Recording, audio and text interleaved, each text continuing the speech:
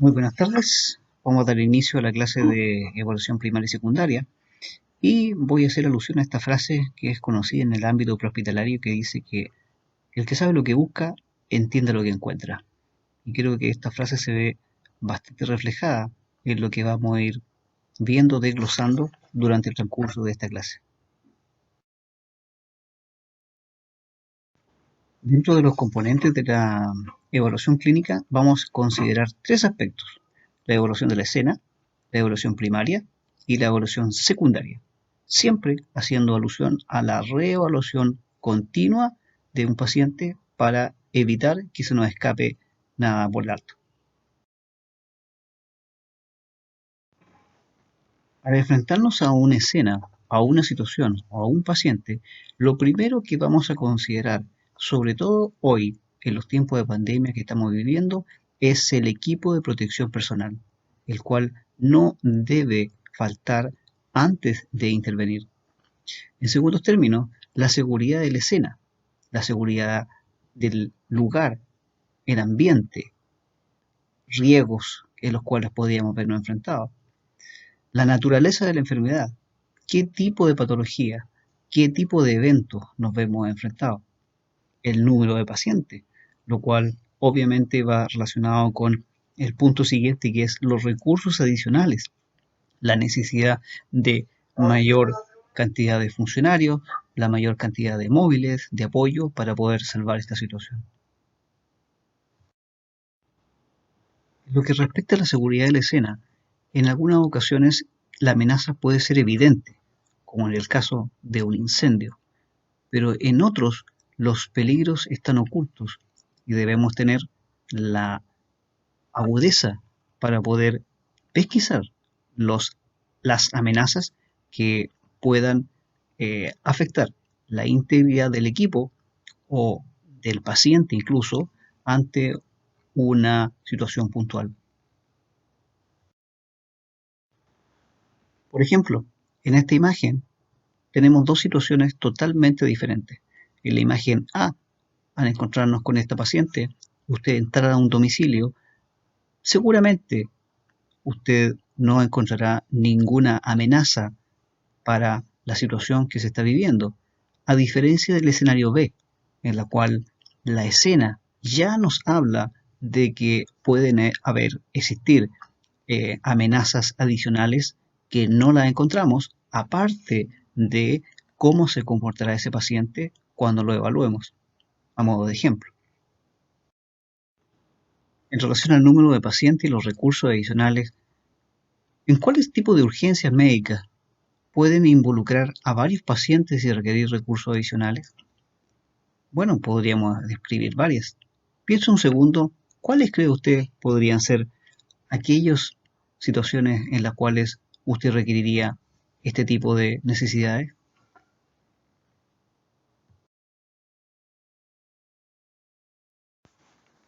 Ya entrando de lleno a la evaluación primaria, vamos a desglosarla esta en algunos aspectos, como la impresión general que de nuestro paciente o la situación, el estado mental de este, vamos a evaluar su vía aérea, vamos a evaluar la ventilación, la circulación y vamos a establecer prioridades de manejo para este paciente en base a lo ya evaluado.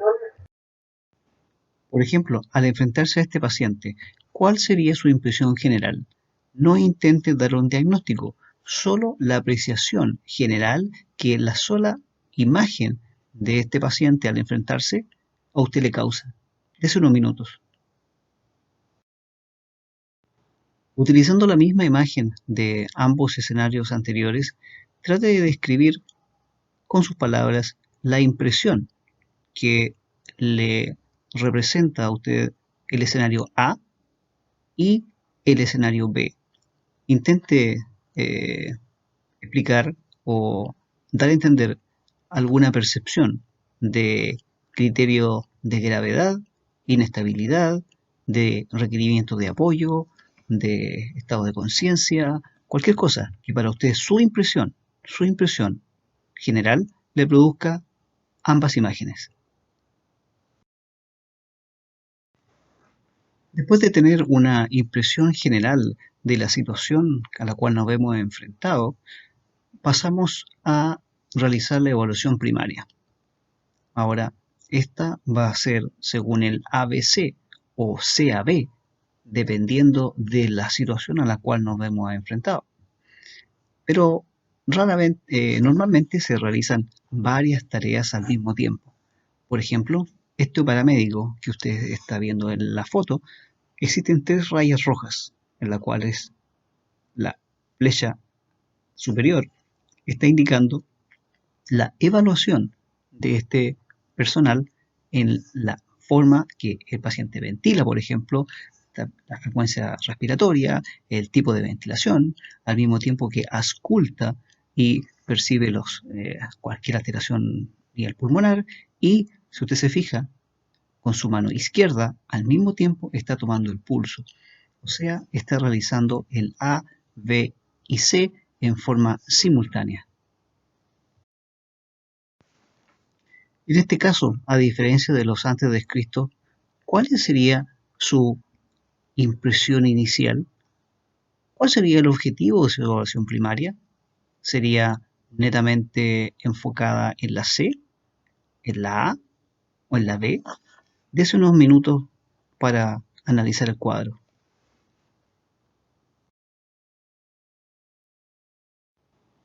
Básicamente, la evaluación primaria tiene tres objetivos. Uno, detectar las condiciones que ponen en peligro la vida, según el ABC.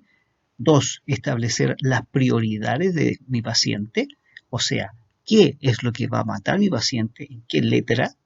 Y tercero, tener una visión global de mi paciente para determinar si es un paciente crítico o no crítico.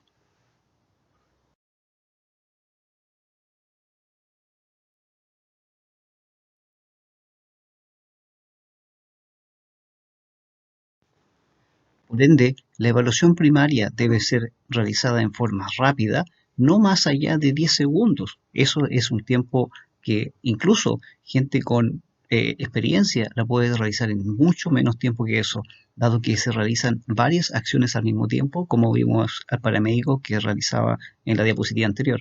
Debe ser eficiente, jerárquica, seguir una orden, organizada y fácil de realizar, para así poder tener nosotros una visión global de cómo está mi paciente y qué es lo que debo hacer primero y qué hacer después. Seguir un orden en la atención.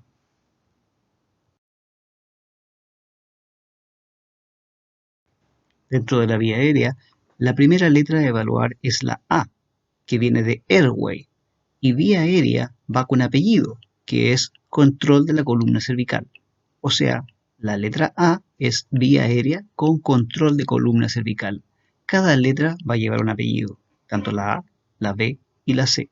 En la letra A se debe permeabilizar, proteger, mantener y proveer esta vía aérea, recordando que en un paciente inconsciente la principal causa de obstrucción de la vía aérea es la caída de la lengua hacia posterior por relajación de la musculatura de esta. ¿Qué deberíamos buscar al evaluar una vía aérea? Bueno, podríamos encontrar piezas dentales sueltas, prótesis incrustadas, prótesis sueltas, sangre, vómito, secreciones, absceso, barro, cualquier cuerpo extraño, chicle, etcétera. Todos estos son elementos que me van eventualmente a complicar u obstruir una vía aérea.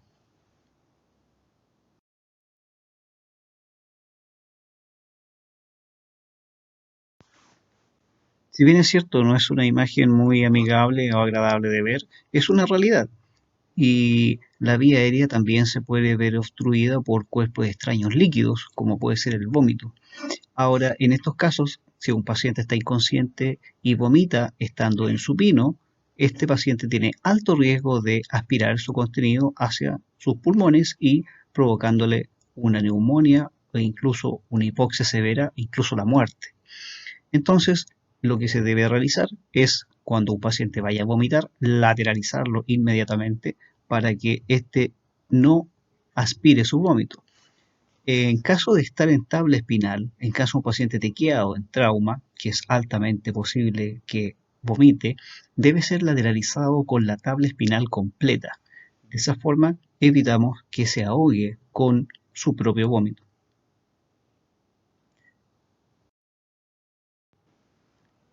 Para aspirar las secreciones líquidas tenemos habitualmente equipos de aspiración, portátiles o fijos.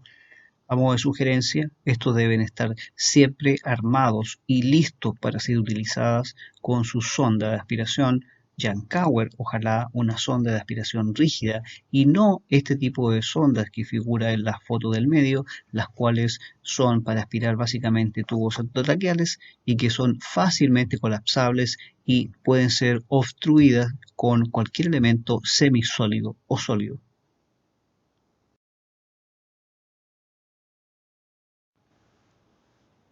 Ya pasando a la B de breathing, esto es ventilación y el apellido oxigenación. En este caso, nosotros debemos evaluar a aquel paciente que requiera o no requiera ser asistida a la ventilación, o sea, si lo vamos a ventilar a presión positiva o no. Y de eso va a depender la frecuencia respiratoria, si es menor a 10 por minuto o mayor a 30 por minuto. También la profundidad. Una ventilación demasiado superficial significa que es ineficiente y si el paciente presenta signos de cianosis, mala perfusión, desaturación, requiere ser apoyado. Eso significa una mala excursión del tórax.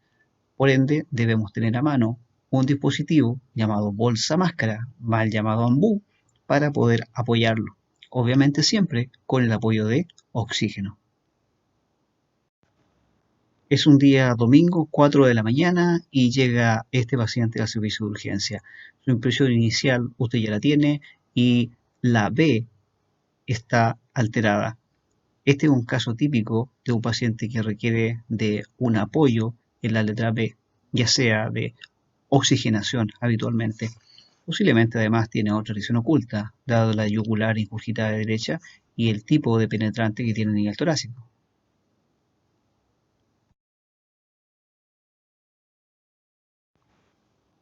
En la letra C de la evaluación primaria es circulación y su apellido control de hemorragias.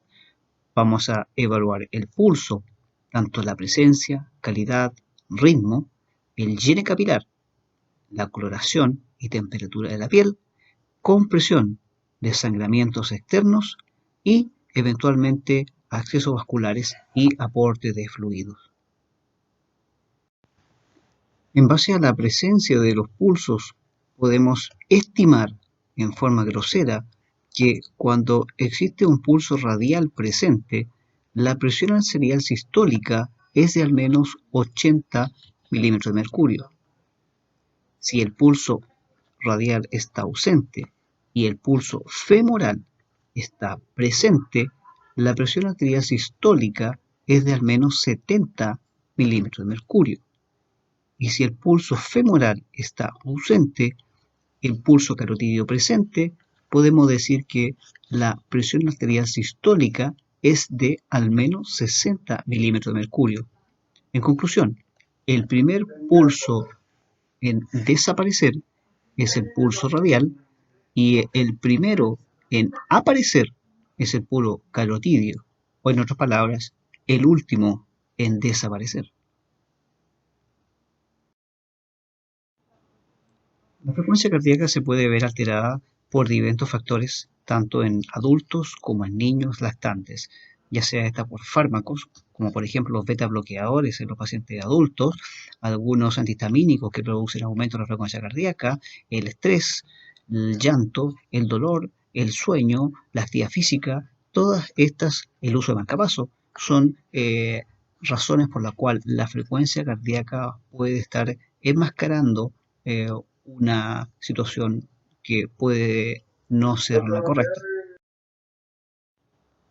El apellido de la circulación correspondía a control de hemorragias y en este punto vamos a terminar de comprimir y cohibir cualquier sangramiento que esté activo. En algunos cursos de trauma como el PH-TLS, el control de sangramiento cuando es evidente y pone en riesgo la vida está incluso antes de lo que ellos llaman el XABC.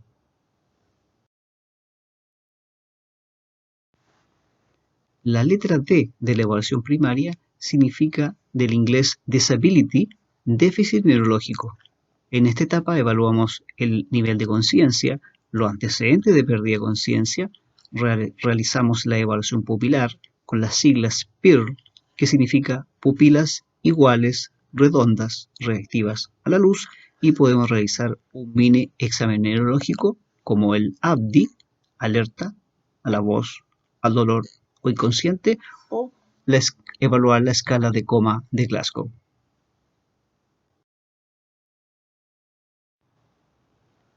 La última etapa de nuestra evaluación primaria es la E de exposición y también con apellido de control de hipotermia. En esta etapa realizamos la exposición y el examen, en el cual vamos a buscar lesiones que pudiesen estar ocultas y que nos puedan comprometer la estabilidad de nuestro paciente. Siempre debemos tener la precaución de evitar la hipotermia al descubrir. O sea, si cortamos ropas, descubrimos, debemos tener la precaución de volver a tapar y cubrir. La hipotermia mata.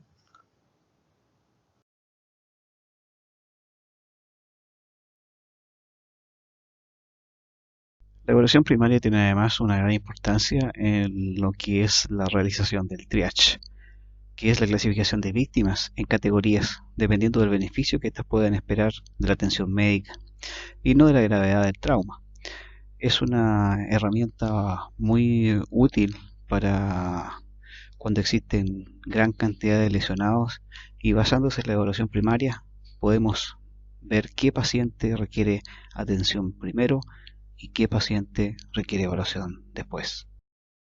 La evaluación secundaria que vamos a comenzar a analizar es una evaluación mucho más meticulosa que se realiza cefalocaudal y próximo distal para buscar lesiones específicas que aún no hemos pesquisado y, en resumen, obtener más información sobre la situación general de nuestro paciente. En esta etapa podemos obtener los signos vitales, los cuales pueden tomar en forma simultánea cuando existe más de un operador.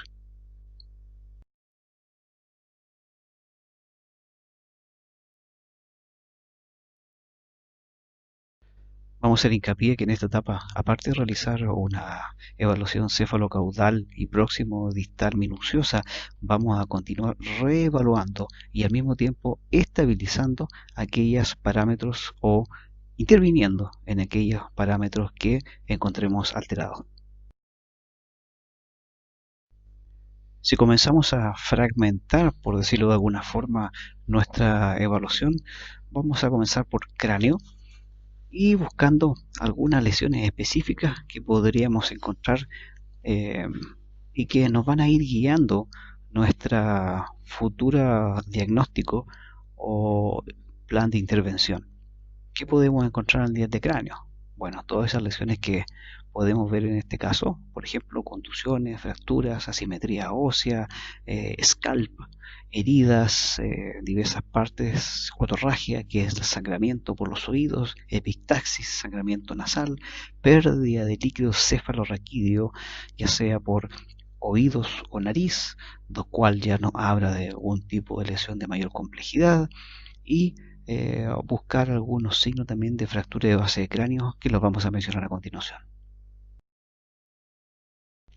Como mencionábamos, algunos signos que podíamos encontrar, estos son los signos habituales en que podemos encontrar una fractura de base de cráneo, un paciente con un TEC grave. Esos son los ojos de mapache, y hace alusión al mapache, que toman ese color morado alrededor de la cuenca ocular, y el hematoma retroauricular, que es ese moretón, digámoslo, que aparece detrás de las orejas, los oídos. Eso es típico de una una fractura de base de cráneo, un paciente eventualmente grave. Relacionado con lo anterior, este es un ejemplo de un paciente con signo de ojo de mapache en una fractura de órbita, un caso real de una paciente que cayó de un vehículo en movimiento. Estas son fotos reales de procedimientos de pacientes con distintos tipos de lesiones. Arriba a la izquierda podemos encontrar una lesión denominada scalp, al igual que arriba a la derecha, que son lesiones que el cuero cabelludo está completamente cercenado, cortado, y se puede ver el cráneo en la parte de abajo. La foto de abajo a la izquierda podemos ver una clara otorragia, que es la pérdida de sangre por los oídos, lo cual es un signo también de muy mal pronóstico dependiendo de las lesiones asociadas. Y a la derecha, abajo, es una lesión por una herida cortante por un paciente herido por un arma blanca.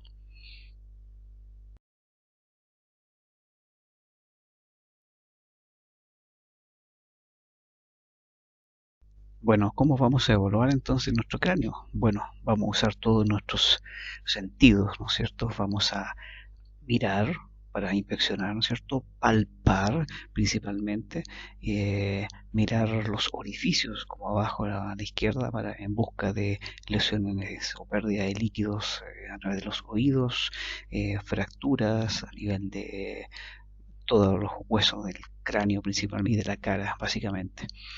Abajo a la derecha una foto de un paciente que tuvo una rodada en bicicleta. El de cuello. ¿Qué podemos encontrarnos a nivel de cuello? Bueno, muchas cosas y de vital importancia, como contusiones, dolor a la palpación, por ejemplo, en pacientes que han tenido accidentes de tránsito, crepitaciones, no solamente de columna, sino también de tráquea, deformidad de la columna cervical, desviación traqueal, en caso, por ejemplo, de un neumotórax a tensión, ingurgitación. Hay diferentes patologías que pueden producir este signo, como puede ser desde un neumotórax a tensión, un abonamiento cardíaco y otros. La crepitación laríngea, en el caso de fracturas laringeas por golpes directos, enfisema subcutáneo, que habla ya de alguna lesión que pudiese ser un neumotórax, por ejemplo, ronquera o fractura laringea. Y algunas imágenes abajo, por ejemplo, abajo a la izquierda, un paciente con un intento de autolisis por ahorcamiento, y ese es el signo típico que queda llamado vínculo, que queda en el cuello con el elemento que ocupó para colgarse. Y abajo a la derecha es una herida por arma de fuego, un proyectil de bajo calibre. Y obviamente podemos encontrarnos lesiones asociadas a esta lesión. ¿Cómo vamos a realizar la evaluación de esta parte del cuello? Bueno, nuevamente inspeccionando simetría, ¿no es cierto? Aumentos de volúmenes, erosiones, sangramientos y palpar presencia de ¿qué? Dolor, crepitaciones, aumento de volumen, efemas subcutáneos, etc.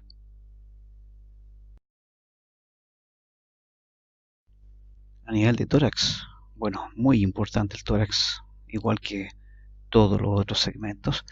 Eh, ¿Qué vamos a buscar? Bueno, descartar fracturas. ¿De qué?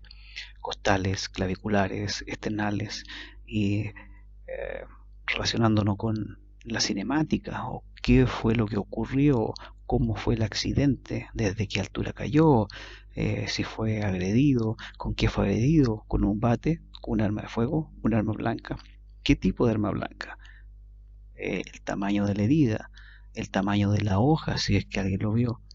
Vamos a buscar asimetría de tórax en caso de fracturas, en caso de accidentes frontales de alta energía, en que se produzcan lesiones por el cinturón de seguridad, enfisema subcutáneo, en busca de neumotórax, por ejemplo, tórax volante, que es la pérdida de la continuidad de un segmento de la barrilla costal, muy grave. Descartar además una contusión miocárdica. Básicamente las lesiones costales no es, lesiones de costilla, costales, no es lo que podría eventualmente matar a mi paciente, sino la lesión que existe detrás de ella. Me refiero específicamente a una contusión pulmonar, una contusión miocárdica, una lesión aórtica, todo dependiendo de la cinemática o cómo fue que ocurrió el accidente o el mecanismo de agresión. Para evaluar el tórax vamos a usar varias herramientas, como es la inspección, como es la primera foto de arriba a la izquierda, la palpación, que es la foto de arriba a la derecha, la auscultación, la foto de abajo, ¿no es cierto?, en que escuchamos los ruidos respiratorios, buscamos algún ruido patológico como sibilancia, roncos, crépitos, etcétera, gorgoteos, ocultamos los ritmos, los tonos cardíacos, si están apagados o no. Y otra herramienta que podemos ocupar es la percusión. Percusión que consiste en golpear con los dedos sobre el tórax para percibir el tipo de ruido que éste genera, lo cual es poco práctico a nivel prehospitalario dado el ruido ambiental que podemos tener. Algunos ejemplos de lesiones de tórax que podemos encontrar, por ejemplo, arriba a la izquierda, un paciente con herido a bala, ¿cierto? La parrilla costal. Arriba a la derecha es la imagen típica de quemadura que deja un cinturón de seguridad, ¿no es cierto? Y no solamente eso nos indica que es un impacto de alta energía. Tenemos que evaluar, obviamente, toda esta barrilla costal y clavicular en busca de fracturas, por ejemplo, enfisema subcutáneo, y no solamente tórax, sino que también esta lesión involucra gran parte del abdomen, por lo cual debemos también evaluar, como lo vamos a ver más adelante, ese segmento corporal. Las imágenes de abajo a la izquierda es notoriamente una agresión por arma blanca de un paciente que fue agredido en vía pública, que afortunadamente no pasó a mayores. Y abajo a la derecha es un paciente que manejamos, que esa lesión que ustedes ven, ese moteado que es denominado livideces, es típico en un paciente que se encuentre con muy mala perfusión, un paciente en shock, un paciente con muy malas condiciones generales. Todos estos signos y muchos otros son los que debemos buscar. Y hago alusión a la frase inicial: si sé lo que busco, entiendo lo que encuentro. Si yo entiendo qué significa esta lesión o este signo de abajo a la derecha de livideces y lo correlaciono con la condición clínica de mi paciente, me va a dar bastante más indicio de cuál es el problema o la situación que está teniendo este paciente. Recordar que dentro del tórax no solamente tenemos pulmones, también existe algo muy importante que es el corazón. Y este es el momento en el cual debemos evaluar si está disponible y si somos capaces de interpretar lo que el registro electrocardiográfico nos presente. Es momento de evaluar con un electroencéfalo, perdón, un electrocardiograma o un monitoreo cardíaco, la condición cardiovascular o de actividad eléctrica cardiovascular. Ya pasando al abdomen, también nos podemos encontrar con muchas lesiones, muchas cosas interesantes y que a veces pueden pasar muy desapercibidas. Y al igual que el tórax, vamos a usar 4 herramientas, como lo es la inspección. Vamos a ver el abdomen en presencia de abrasiones, equimosis, evisceraciones, sangramientos. Vamos a palpar en busca de dolor, en busca de masas. Vamos a auscultar incluso el abdomen para percibir, ocultar, escuchar los movimientos intestinales, ¿ya? Que en algunos casos de trauma, al estar disminuidos, nos deben ponernos en alerta. Y la percusión también, que también, insisto, es menos útil a nivel prehospitalario. Vamos a buscar evisceraciones, sangramiento rectal, uretral y vaginal que hablan, nos dan indicios de algún tipo de lesiones, por ejemplo, una fractura de cadera. Vamos a evaluar la sensibilidad, ¿cierto? La tensión, la resistencia, la palpación a nivel abdominal, ¿no es cierto? Y para esto lo vamos a realizar una palpación que se revisa por cuadrantes. Vamos a imaginarnos el abdomen dividido en cuatro y vamos a ir palpando, evaluando cuadrante por cuadrante. Nuevamente, aquí tenemos algunos ejemplos. Arriba a la izquierda de palpación, ¿cierto? De evaluación de nuestro abdomen en busca de masas, como digo, resistencia a la palpación, zonas de dolor y algunas lesiones que podemos encontrar como evisceración. Por ejemplo, arriba a la derecha, ese fue un paciente medido por arma blanca en la cual podemos observar un trozo de piplón. Abajo a la izquierda, una lesión renal que nos habla de indicios de una lesión renal que hay que poner cuidado. Y en la foto de abajo al medio tenemos claramente un hematoma a nivel epigástrico, podríamos decir, y esa lesión nos habla de que podríamos tener claramente una lesión tanto de tórax como de abdomen. Y abajo a la derecha lo que podemos ver es un abdomen que claramente presenta dos entradas de proyectiles, ¿no es cierto? Y ese abdomen está bastante sensible y tenso a la palpación, un paciente grave.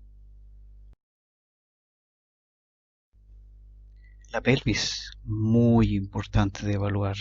La pelvis no se debe dejar pasar por alto. Debemos evaluar abrasiones y una abrasión en la pelvis, eso nos indica, dependiendo del tipo de lesión o cinemática o cómo fue que ocurre el accidente, podría significar una fractura de cadera que está escondida. Entonces no debemos pasarlo por alto, aunque sea una abrasión muy superficial. La abrasión en sí no va a producir mayor problema, pero lo que está debajo, insisto, es lo que eventualmente puede complicar a este paciente. Eh, hay que evaluar la estabilidad pélvica y eso se realiza eh, realizando una presión con ambas manos en forma lateral y antero-posterior, ¿cierto? En el pubis, para ver tanto la presencia del dolor y la inestabilidad de esto. Recordar, muy importante, que cuando exista inestabilidad pélvica no se debe idealmente volver y reevaluar y reevaluar y reevaluar que es por uno u otro operador palpar la cadera, porque esto lo único que produce además es sangramiento. Y en ese caso la pelvis se debe estabilizar. Recordar que la inestabilidad de la pelvis es igual sinónimo de hemorragia y eso es sinónimo de shock. Y una pelvis fracturada puede acumular fácil 4, 5 litros de sangre y más. Es muy complicado. En esta imagen muestra la forma de evaluar la pelvis que hablábamos recientemente. La primera diapositiva de arriba a la izquierda, el operador está realizando compresión hacia adentro de la y de acá para ver la inestabilidad y presencia de dolor y también en la segunda foto está realizando empujándolas hacia atrás. Eh, la foto de abajo a la izquierda es una fotografía de claramente una fractura de pelvis, lo que se denomina libro abierto. Ustedes se fijan, la sínfisis púbica está completamente separada y eso debe ir junto abajo. Obviamente la foto de abajo a la derecha es una lesión crítica. Las extremidades tampoco deben dejarse de pasar por alto. Debemos evaluar la deformidad, la búsqueda de fracturas en las cuatro extremidades, la presencia de sensibilidad, la posibilidad de movilizar ambas o las cuatro extremidades, dado que el movilizar, por ejemplo, pedirle al paciente que mueva los pies, también nos está hablando de el grado de indemnidad o compromiso de columna vertebral que pudiese este tener si refiere también dolor. En las extremidades vamos a buscar dolor, crepitaciones, movilidad, color de las extremidades. Los pulsos distales son muy importantes cuando hay lesiones más proximales. Por ejemplo, si hay un herido a bala a nivel de muslo o rodilla, yo debo evaluar los pulsos distales como pedio, popliteo, tibial, para saber si determinar, buscar si hay algún compromiso arterial que puede estar comprometiendo esa extremidad, y eso es grave.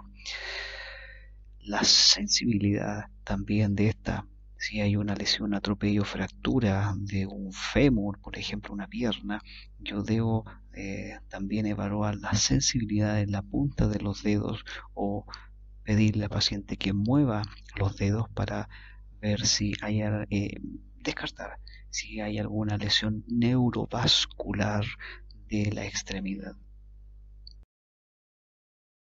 Aquí tenemos las imágenes, las dos superiores, que muestra la forma de evaluación de las extremidades, ¿no es cierto? Arriba a la izquierda estamos evaluando la indemnidad, la sensibilidad de un muslo, un fémur, y la segunda fotografía arriba a la derecha muestra la evaluación de un pulso pedio para descartar que hay alguna lesión vascular producto de alguna lesión más proximal, una fractura.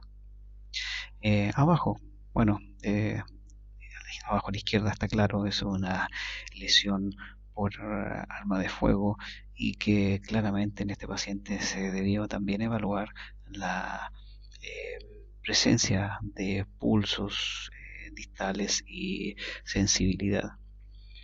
La foto de abajo a la derecha me pareció muy interesante, en la mano de un paciente con una enfermedad crónica respiratoria, un limitador crónico del flujo aéreo. Y en estos pacientes es típico que tengan las uñas los dedos en forma de palillo de tambor y las uñas en forma de cristal de reloj, que se denomina. Y al evaluar las manos de un paciente con esa patología, solo con ver las manos uno puede sospechar ese tipo de patología respiratoria, a modo de ejemplo. Importante recordar que los pacientes también tienen espalda, y habitualmente cuando llegan pacientes de trauma, muchas veces no se evalúa la espalda, y una forma de poder adelantarse en la evaluación de todo lo que es la columna es este momento cuando a nivel prehospitalario el paciente va a ser trasladado hacia una tabla espinal. En este momento en que se lateraliza para ser colocado sobre una tabla espinal, es el momento en que el operador, en este caso en el que está a la altura de los hombros, el que va a realizar la palpación de toda la columna desde cervical a lumbar, y teniendo la precaución de preguntar al paciente, si éste está consciente, si siente dolor donde está palpando, y al mismo tiempo de mirarse el guante en cada porción para evaluar o identificar la presencia de sangre.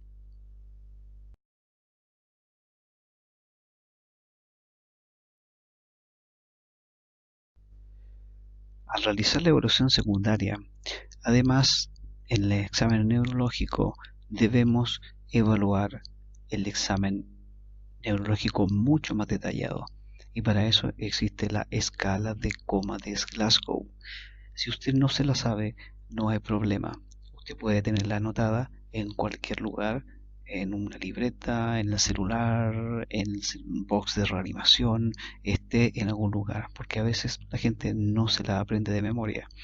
Importante, importante saber que la escala de coma de Glasgow tiene un puntaje mínimo de 3 y máximo de 15.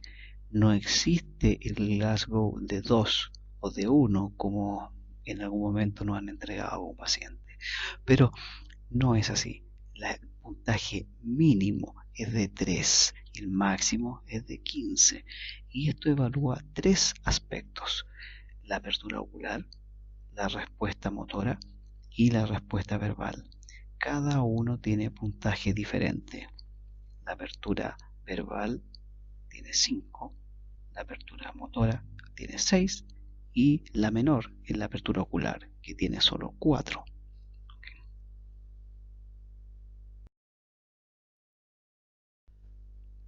Otro aspecto importante de evaluar dentro del examen neurológico es la evaluación pupilar.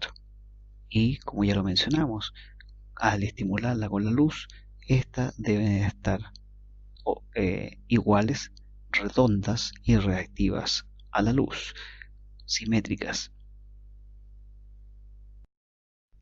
Aquí algunos ejemplos de algunas situaciones patológicas que las podríamos encontrar. Tenemos una midriasis, en la cual las pupilas, como ustedes ven arriba a la izquierda, están totalmente de un tamaño mayor a lo normal. A la derecha, miosis, en las cuales las pupilas están casi puntiformes, lo cual a veces ambas, la midriasis y miosis, es producto de algún tipo de drogas o algún cuadro neurológico. Y abajo tenemos un ejemplo de anisocoria, que es la asimetría del tamaño de una pupila y de la otra. El abajo a la izquierda es un paciente real, un paciente tequiado que cursaba con un hematoma. Y en este caso existe un dicho que dice que el paciente se mira el hematoma. O sea, el lado del mayor tamaño de la anisocoria es el lado del cerebro en el cual existe una hemorragia habitualmente. Dentro del examen neurológico, una herramienta muy útil es la llamada escala de Cincinnati, en la cual yo le pido al paciente que muestre los dientes o que arrugue la frente o que se ría, y a realizarlo en forma asimétrica, como muestra la foto de abajo a la derecha, está indicando que hay una pérdida de control neurológico sobre un segmento, una parte de su cara, por lo cual eso está hablando de que pudiese existir un accidente vascular o alguna lesión encefálica que pudiese estar produciendo ese problema.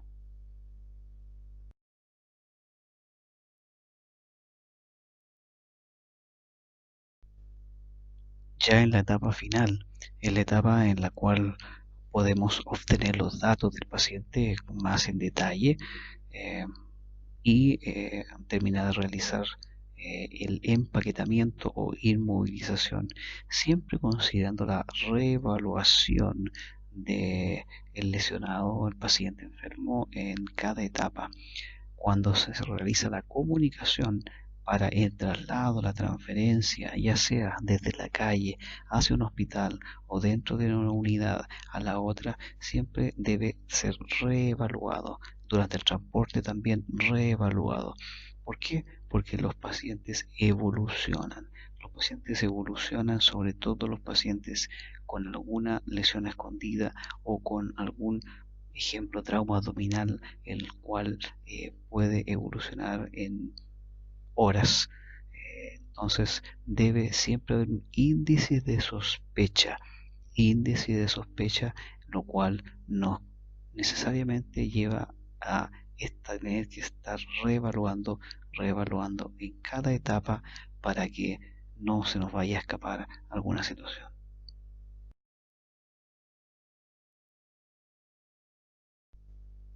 Como lo mencionábamos, la reevaluación.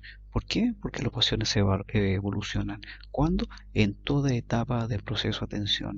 ¿Y qué exactamente? Bueno, el ABC, los signos vitales o algún segmento que esté particularmente lesionado y yo debo saber cómo está evolucionando. Por ejemplo, una fractura que esté sangrando y yo necesito saber si esa fractura de sangramiento fue cohibido, siguió sangrando, debo volver a intervenir, debo colocar otro apósito sobre este, eventualmente usar un torniquete, aporte de volumen, restricción de volumen, etcétera.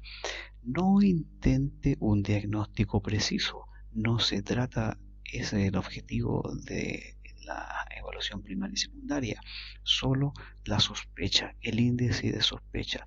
No se matricule con un diagnóstico. Lo que usted necesita saber es qué parámetro o qué sistema está alterado y sobre el cual ese debe actuar, sobre ese debe actuar. Evalúe rápido y priorice la atención en base a qué sistema o parámetro o lesión usted encuentre. Y por último, maneje oportunamente la hipoxia y el shock, que eso es lo que finalmente puede matar a su paciente. Bueno, hasta aquí la clase de evaluación primaria y secundaria. Sé que hay mucha terminología y muchas cosas adicionales que no he mencionado, dado que esta clase está enfocada a un nivel básico, más que nada. Por ende, si hay consultas adicionales o hay preguntas adicionales, dudas, por favor pueden dejarlas todas en el foro. Dispuesto para ello. Gracias.